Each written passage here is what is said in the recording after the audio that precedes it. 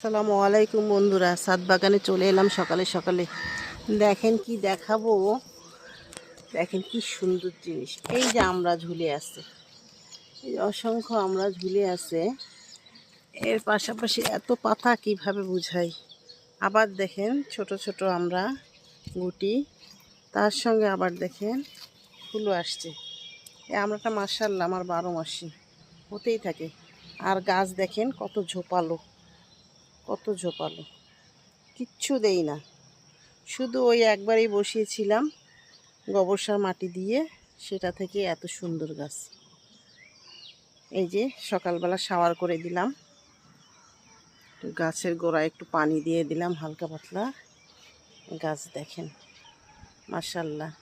একটু পরিশ্রম করতে হয়, না করা কথা নয়, একটু ঘাস তুলে দিতে হয়, গোড়াগুলো পরিষ্কার পরিচ্ছন্ন রাখতে হয়, আর এই তো মাঝে মাঝে শাওয়ার করাতে হয়, তাহলে ইনশাল্লাহ গাছ ভালো হয়ে যাবে।